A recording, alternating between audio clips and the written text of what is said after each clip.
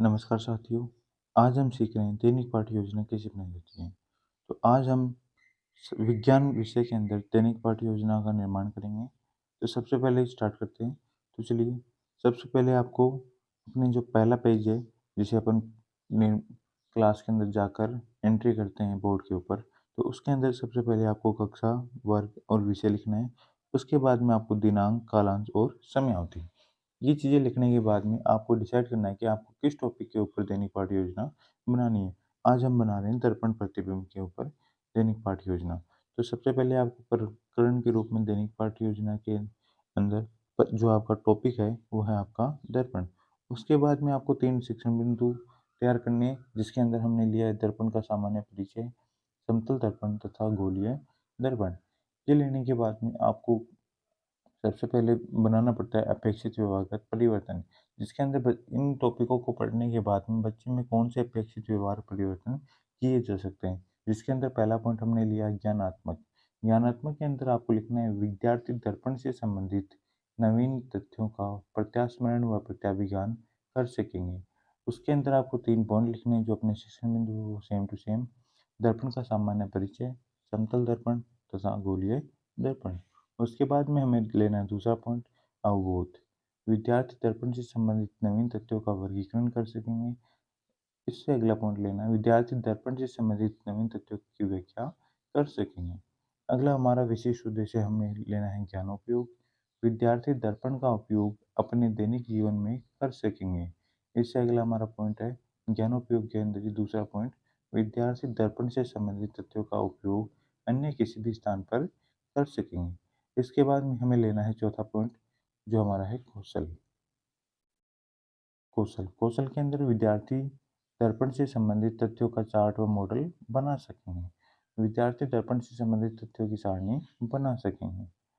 इसके बाद में हमारी आती है अभिरुचि। अभिरुचि इससे संबंधित विद्यार्थी दर्पण के बारे में और अधिक जानकारी प्राप्त करने के लिए तथा समाचार पत्रों, पाठ्य पुस्तकों को पढ़ने में रुचि ले सकेंगे।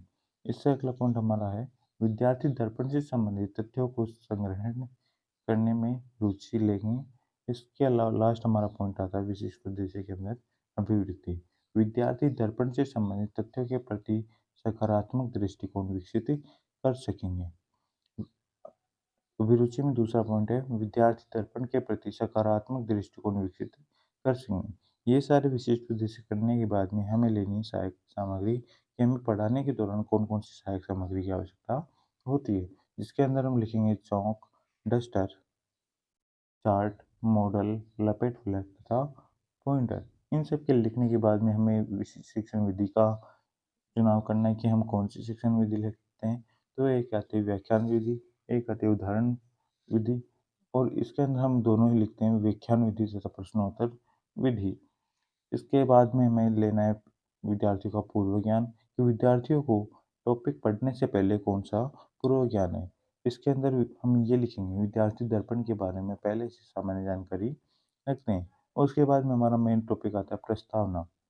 प्रस्तावना कौशल तैयार करते समय हमें बच्चों के लेवल का ध्यान रखना होता है तथा साथ ही 5 प्रश्न जो हम टॉपिक पढ़ा रहे हैं उसके ऊपर हमें तैयार करना होता है। तो हमने प्रस्तावना तैयार की है दर्पण के ऊपर। तो हम चलो देखते हैं। पहले हम क्वेश्चन पूछेंगे बच्चों से, भारत की राजधानी का नाम क्या है। तो बच्चे अपना आंसर देंगे, भारत की राजधानी का नाम नई दिल्ली है। उसके बाद में हमारा दूसरा प्रश्न होगा, नई दिल्ली जाने के लिए आप किसका उपयोग करते हो। विद्यार्थियों का सिंपली जवाब होगा बस, गाड़ी या ट्रेन। इसके अंदर ध्यान ये रखना होता है कि बच्चों के आंसर भी लगभग उसी के समान ही आनी चाहिए जो हमने यहाँ पर डिसाइड किए हैं। तो हमें बच्चों के लेवल के बारे में भी सोचना होगा कि बच्चे किस प्रकार का उत्तर दे सकते हैं। तीसरा हमारा प्रश्न है, बस ड्राइवर पीछे से आने वाले वाहनों को देखने के लिए किसका उपयोग करता है। तो बच्चों का उत्तर होगा शीशे का। शीशे को विज्ञान की भाषा में क्या कहते हैं। तो बच्चों का सिंपली आंसर क्या होगा, दर्पण। इसके बाद में हम पूछेंगे बच्चों से कि दर्पण के बारे में आप क्या जानते हैं। तो ये बच्चों इसके अंदर कम्प्लीटली बता नहीं पाएंगे, थोड़ा बहुत बताएंगे तो भी पूरा नहीं हो पाएगा ये टॉपिक। तो हम ये हमारा समस्यात्मक प्रश्न है। इसके बाद में हम अपना उद्देश्य कथन कहेंगे कि प्रिय विद्यार्थियों, आज हम दर्पण के बारे में विस्तार पूर्वक अध्ययन करेंगे। इतना करने के बाद में हमारा प्रस्तावना कौशल कंप्लीट हो जाता है। उसके बाद में हम बोर्ड के ऊपर अपना टॉपिक लिखेंगे जो हमारा है दर्पण, और उसे करेंगे अंडरलाइन। इसके बाद में हम अपना प्रस्तुतिकरण देंगे। छात्राध्यापक द्वारा व्याख्यान और प्रश्नोत्तर विधि द्वारा पाठ का विकास किया जाएगा। यानी इसके बाद में जो अध्यापक है वो पाठ का पढ़ाना स्टार्ट करेगा।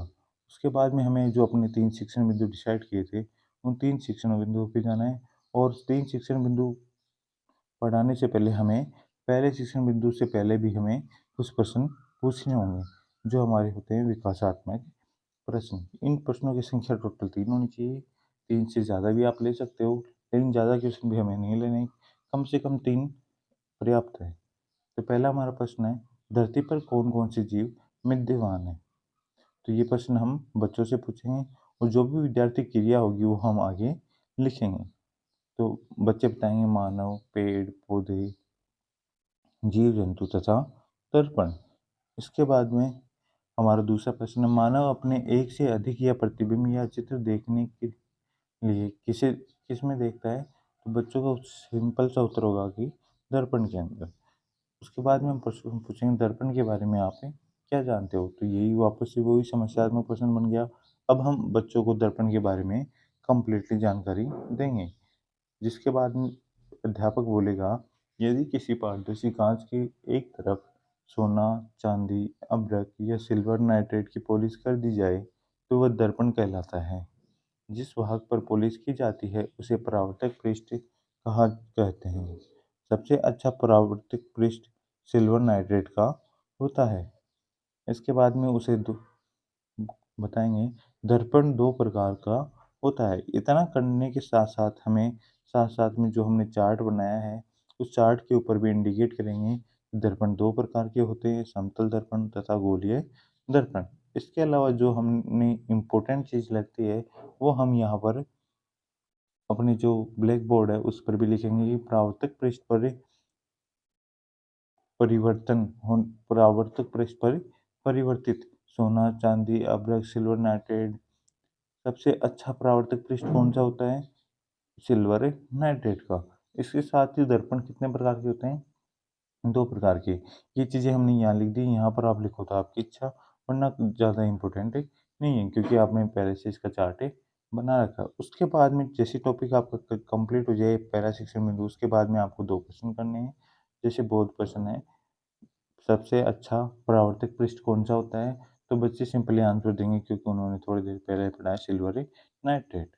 उसके बाद में अगला क्वेश्चन आपको पूछना है, दर्पण कितने प्रकार के होते हैं? तो सिंपली जवाब देंगे बच्चे कि दर्पण 2 प्रकार के होते हैं।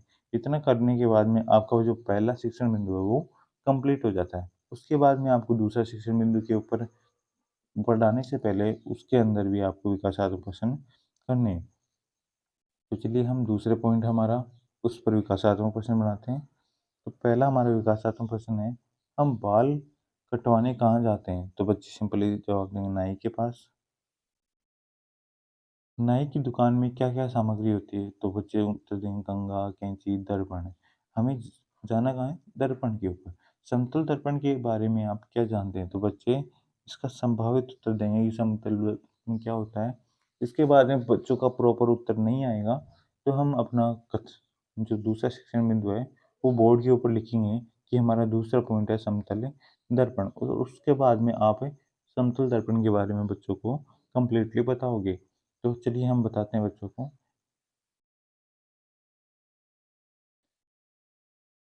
एक और पॉलिश की गई समतल कांच की प्लेट को समतल दर्पण कहते हैं, और इसके बारे में उदाहरण देंगे, घरेलू शीशा, दुकानों में, सैलून की दुकान में। इसके अलावा विशेषताएं, प्रतिबिंब का आकार आभासी, सीधा व समान आकार का बनता है। समतल दर्पण में बिंब व प्रतिबिंब की ऊंचाई समान होती है।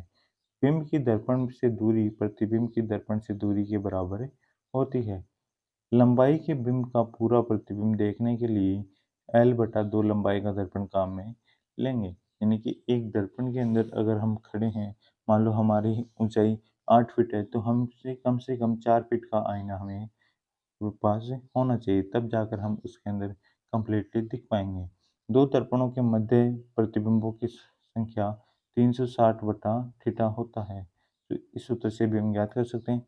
इतना सब कुछ बताने के बाद में आपने जो इसमें मोस्ट इम्पोर्टेंट चीज़ें लगी हैं, साथ ही में जो आपने चार्ट बनाया है, वो चार्ट आप कहाँ रखोगे? बच्चों के सामने। और जो भी मोस्ट इम्पोर्टेंट चीज़ें आपको लगी हैं, वो आप अपने ब्लैक बोर्ड पे लिखोगे। इतना करने के बाद में लास्ट के अंदर आप क्या करोगे? बोध प्रश्न। बोध प्रश्न पूछोगे, जो आपने पढ़ा है उसी में से पूछोगे। तो पहला हमारा बोध प्रश्न है, समतल दर्पण में प्रतिबिंब की ऊंचाई किसके बराबर होती है? तो ये होती है बिंब की ऊंचाई के बराबर। एल लंबाई का व्यक्ति अपना पूरा प्रतिबिंब देखने के लिए कितनी लंबाई के कांच का प्रयोग करेगा? यानी वो अपनी ऊंचाई के आधे अ, कांच का उपयोग करेगा, तो एल बटे 2 लंबाई का। इसके बाद में हमारा जो तीसरा शिक्षण बिंदु आता है, स्टार्ट करने से पहले आपको वापस से विकासात्मक प्रश्न करने हैं। विकासात्मक प्रश्न चलो करने के बाद में वापस से छात्र अध्यापक की क्रिया। तो चलिए हम पहले विकासात्मक प्रश्न करते हैं।